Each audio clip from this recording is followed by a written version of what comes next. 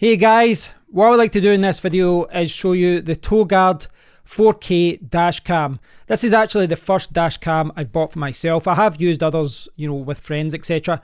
And it looks like quite a good option. It can do 4K at 25 frames per second. It can do 1080p at 60 or 30 frames per second. And it can take photos up to 12 megapixels. But it's got some other cool features as well. It's got night recording. It's got a parking monitor, so if anyone bumps your car when it's parked, it will record. Loop recording, collision detection, dash cam with voice recording as well. So yeah, it's got a lot of cool options. So what I would like to do in this video is take a close look at it. I'll do an unboxing. I will take a close look at the unit. And then I'd like to go out in the car and record some footage. And I'll record some footage at the daytime and at night time just to give you a better idea as to what this can do. But I will record 1080p at 60 frames per second just so that it's consistent. I would prefer to record in that format anyway. I realise some people will record at 4K. But yes, and this can record at 170 degrees angle, and it can take up to a 32 gigabyte card, which doesn't seem a lot if you're recording in 4K, which is another reason why I would opt for 1080p. I've got a 16 gigabyte card here, which should be enough to record some footage. So yeah, it's got good reviews. So let's bring over the overhead camera, take a closer look at this, and we'll see what you get in the box. So here is the Toguard 4K Ultra HD dash camera, 170 degrees, Ultra HD 4K, parking monitor, collision monitor. And you can see all the features around the side as well. Okay, let's see what this is all about. Okay, so that's the camera. I thought that was a battery. So this is the dash cam, and it basically just looks like a very small camera. It's really small. I mean, even next to like something like a GoPro or a Sony action camera, it's very, very portable. It's small enough to put into your jeans pocket or something if you take it out when you're walking around, when you're not driving. So I'll just quickly see what else is in the box here. We have got a lot of different things. Okay, let's get everything out. So here we have danger. What's this? Dash cam recording. So it's a sticker thing. Surprise, share your experience. Okay, so we've got the manual here, which I probably should refer to at one point. It's in a few different languages, but yeah, it's pretty good quality. Explains what all the buttons are there. Micro SD card slot, up, menu and down. So there's up and down, the top and bottom, menu in the middle. And at the other side we have OK, mode, lock and power. Okay. There's a tripod thread at the bottom here, as you can see, with the USB mic. Oh, that's the older USB style. That's the one used to get in the old PlayStation ones. And you've got the mic, etc. at the top here. So the tripod thread, or the connection thread there, is actually at the top, which is what you would expect. And the charging port is there as well. So we've got a little small charging cable there.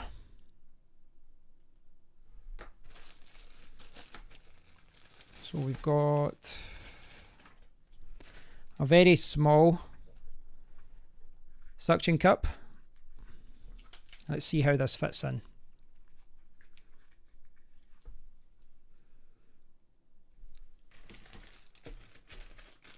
We appear to have another one. So that one is, of course, if you want to put it to your windscreen, and the other one here is if you want to put it to your dash. So if you want to stick it to your dash, you can use that instead. Works in the same way. Over here we have, looks like a very long cable for charging the unit when you're driving.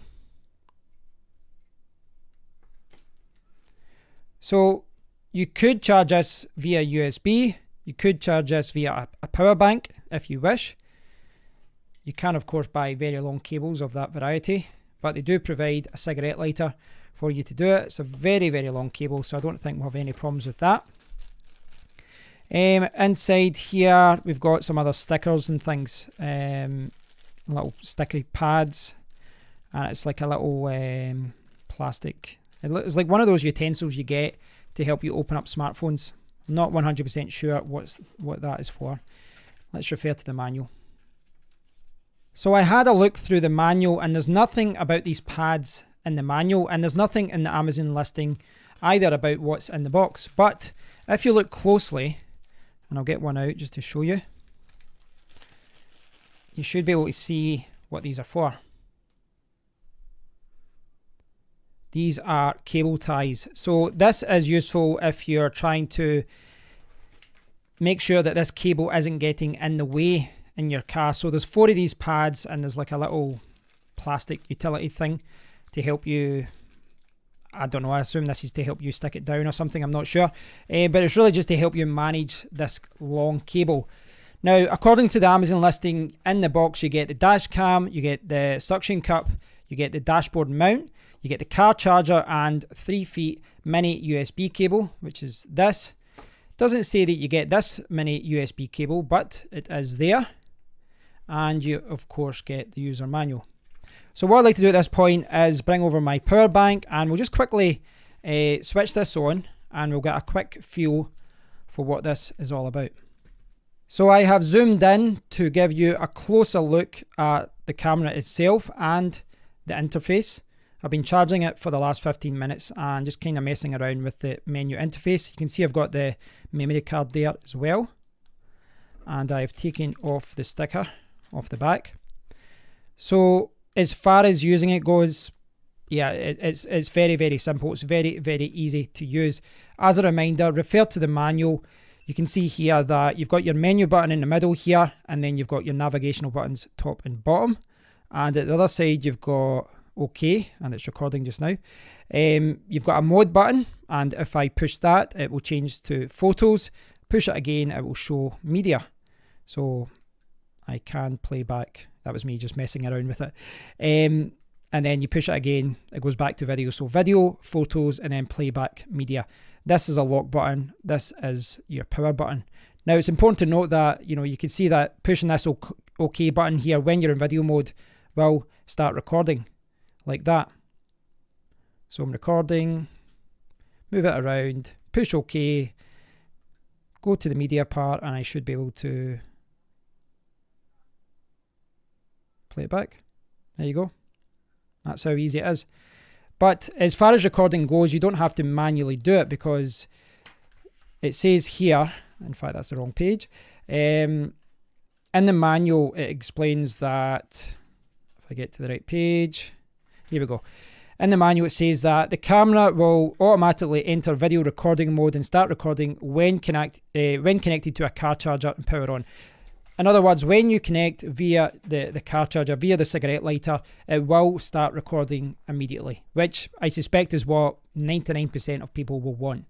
So let's take a look through the menu system. You push this menu once and it will come up video settings.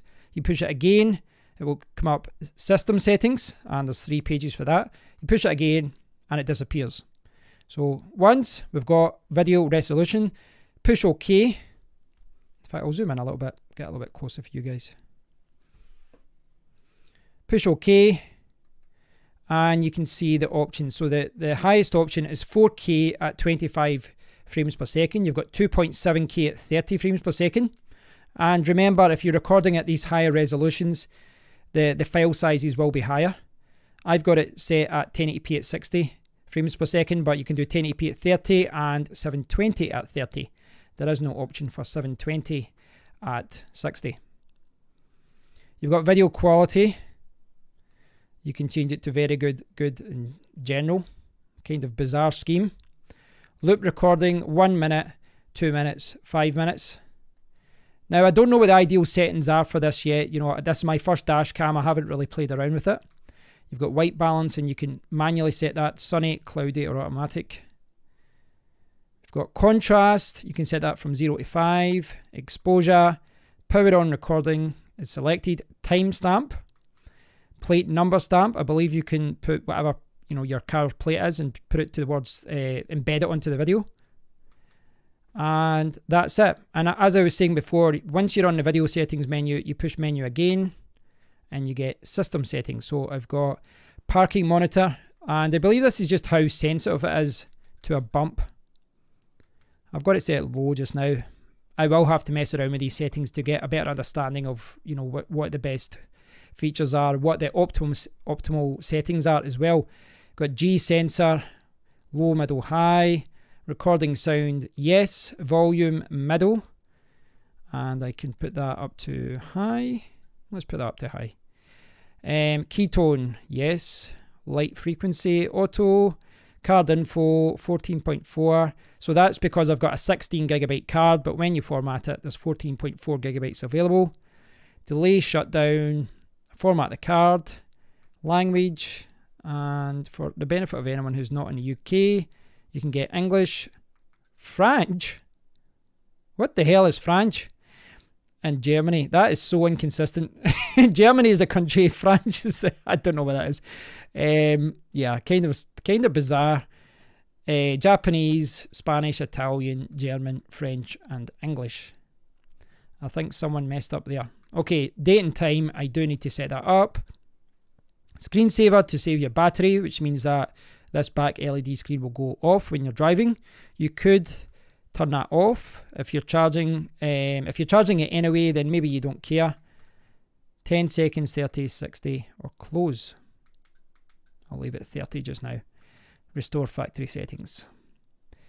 So, yeah, as far as usability goes, as far as actually navigating this, very, very simple. I've obviously not went out in the car yet. I still need to go out and do some tests. I still need to do some recording. But as far as driving goes, I don't think I'm going to have any problems with recording whilst I'm driving. This seems like a very easy system to set up. And according to the manual, as soon as I plug this in, it will start recording. And that's what I want to do for you guys. I want to record some footage. I want to do some in the daytime, and I want to do some at night, just to give us a comparison. Now, I will be recording videos in 1080p at 60 frames per second, but what I can do is link to some 4K videos that I record as well. So I can maybe stop, record at 4K at 30 frames per second, and then link to it so that you guys can see what it looks like at 4K as well. So in this video, the one that you're watching right now, the footage you will see is 1080p at 60 frames per second, but I will provide a link to a 4K recording just so that you can,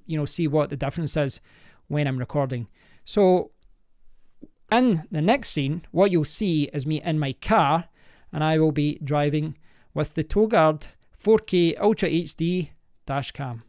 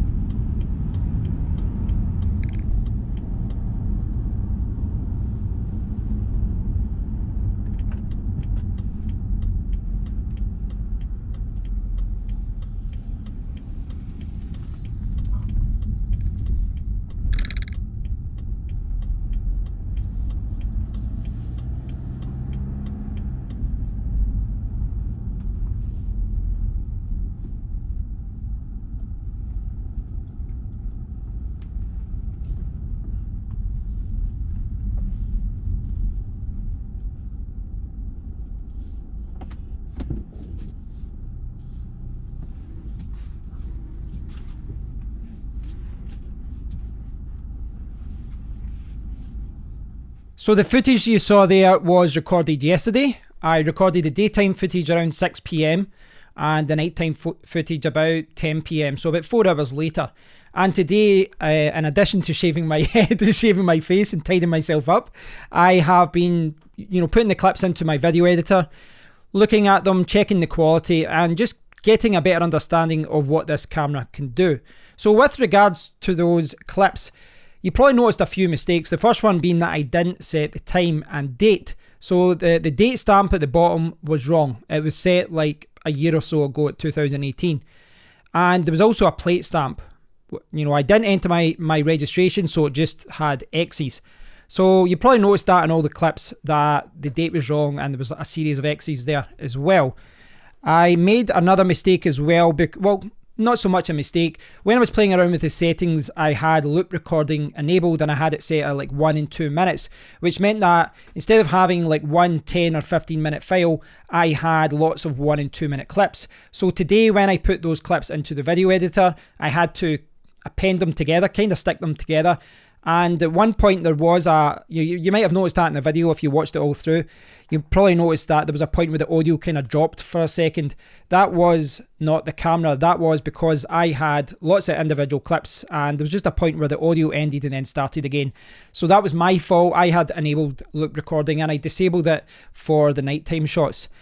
With the nighttime shots, well, I did make one mistake with the nighttime shots. I noticed today when I was looking at the nighttime footage that, well, there was no audio. And I was like, well, why wouldn't they record audio for the nighttime footage? Because I didn't change any settings. Or so I thought. Because I went into the interface again today and I saw that I had accidentally disabled audio recording.